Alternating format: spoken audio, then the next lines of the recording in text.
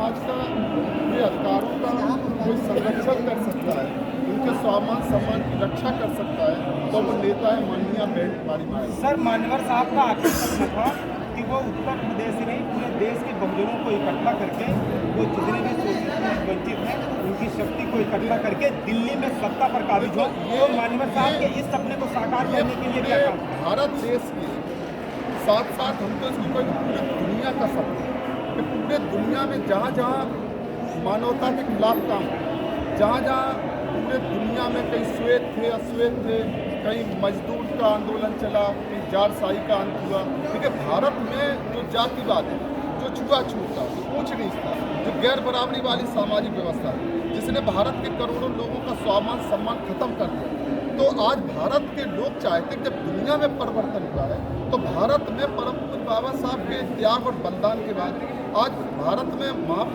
कई महापुरुषों के त्याग और बलिदान के बाद भारत में परिवर्तन क्यों नहीं होता? परम पूज्य मानवर कांशीराम साहब बहुजन समाज पार्टी बनाकर माननीय बहन कुमारी मायावती जी बहुजन समाज पार्टी बनाकर और माननीय बहन कुमारी मायावती जी जैसा हमें ताकतवर नेता दिया, तो इसलिए पूरे भारत देश के लोग इस बात के लिए संघर्ष कर रहे हैं कि किसी तरह जब दुनिया में बदलाव हो सकता है तो भारत देश में प्रधानमंत्री की गद्दी पर माननीय बहन कुमारी मायावती जी को बैठाकर पूरी दुनिया में परिवर्तन किया। एक आखिरी सवाल, 2007 से 2012 तक बहन जी ने 2007 के विधानसभा चुनाव पहले जो सोशल इंजीनियरिंग की जी, सभी जातियों को जोड़ विधानसभा वाली सीट में वो लोग काबिज हो गए 206 सीट लेकर के, जो राजनीतिक रूप पे अस्पृश्य और अछूत थे। मायावती की जो सोशल इंजीनियरिंग थी बहन जी की, वो इतना कामयाब हुई, उसके बाद लोगों को ये कहना पड़ा कि देश की राजनीति में चमत्कार हो गया। तो बहन जी इस बार क्या गठबंधन करने जा रही हैं? इस बार क्या चमत्कार होने जा रहा है, या फिर सोशल दो धारा है, पूरा देश दो विचारधाराओं में बटा है।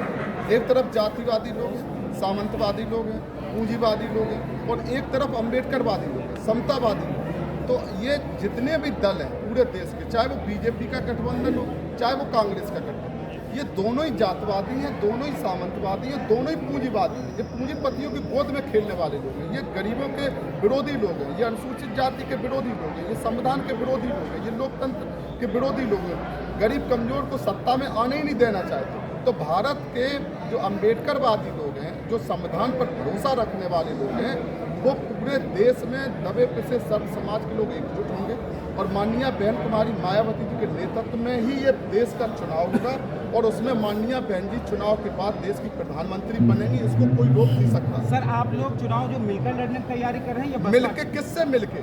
मिलने का इंडिया गठबंधन, मिलने का मत भाई, दोनों एक है। इंडिया गठबंधन जो है ना, इंडिया वालों ने अभी इंडिया लिस्ट जो है इंडिया असली इंडिया कांग्रेस ने भी सूची रोक रखी, सपा ने 3 असली भारत का संविधान के अंदर है, परम पूज्य बाबा साहब की विचारधारा के अंदर है, बहुजन समाज पार्टी के अंदर है, माननीय बहन कुमारी मायावती जी के अंदर है।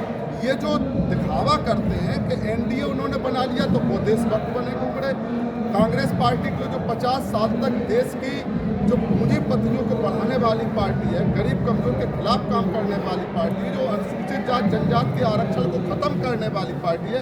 जब परम पूज्य बाबा साहब गोलमेज कॉन्फ्रेंस में आरक्षण की, देश के गरीबों की, शूद्रों की, दलितों की, पिछड़ों की जब लड़ाई लड़ रहे थे, तो इसी कांग्रेस पार्टी के बड़े नेता वहाँ विरोध कर रहे थे। पूना पैक्ट करके जो 2 वोट का अधिकार मिला था, कम्युनल अवार्ड, उसको कांग्रेस पार्टी ने खत्म किया हुआ।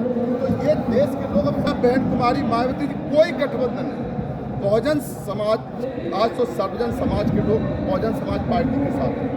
उनको भरोसा है कि देश में सभी पार्टियां जातिवादी हैं, सभी पार्टियां गरीब विरोधी हैं। अगर कोई गरीबों की, मजलूम लोगों की कोई असली ऐसी पार्टी है तो बहुजन समाज पार्टी है, उसकी नेता माननीय बहन कुमारी मायावती जी हैं।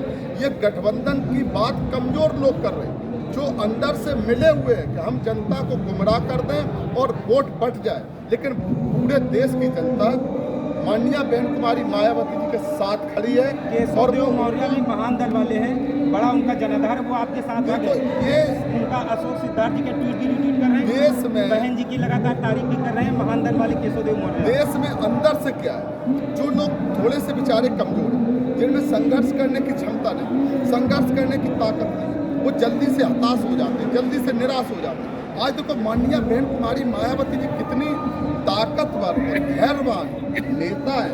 परम पूज्य बाबा साहब डॉक्टर भीमराव अम्बेडकर जी को हम लोगों ने देखा नहीं, हमने मानवर कांसीराम साहब के साथ काम किया है। हम जब मानवर कांसीराम साहब को जब देखते हैं तो हमें लगता है कि मानवर कांसीराम साहब ने हमें जब 15 दिसंबर 2001 को माननीय बहन कुमारी मायावती जी को अपना उत्तराधिकारी घोषित किया तो उस दिन लग रहा था कि मानवर कांसीराम साहब ने जिन पर भरोसा किया है वो भारत देश की प्रधानमंत्री बनेंगी, भारत के करोड़ों लोगों के स्वाभिमान सम्मान के साथ संघर्ष करके इस देश की तस्वीर और तकदीर को बदलने का जिनके अंदर हौसला है वो हमें नेतृत्व दिया है। इसलिए माननीय बहन जी देश की प्रधानमंत्री बनेंगी।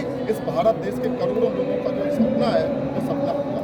अच्छा सर, एक आखिरी सवाल ये है कि महान धर्म वाले केशव मौर्य भी लगातार जो है केशव देव मौर्य मायावती की तारीफ कर रहे हैं, बहन जी की। स्वामी प्रसाद मौर्य अगर भी आप अपने हर इंटरव्यू में लगातार मायावती की तारीफ कर रहे हैं। उसके अलावा बाबू सिंह देखो, कुशवाहा का मैंने इंटरव्यू लिया, देखो, वो कह रहे हैं हमको बुला लिया जाए तो हम भी बहन जी की मदद माननीय करेंगे। बहन तो क्या कुमारी बहन जी छोटे छोटे दलों को इकट्ठा कर रहे हैं? देखो माननीय बहन जी समाज से गठबंधन करें। अब हम एक बात को बोलेंगे नहीं और हम चाहते हैं कि किसी का नहीं, आप सर बोलिए, आप जमीन में काम करते हैं, किसी ग्राउंड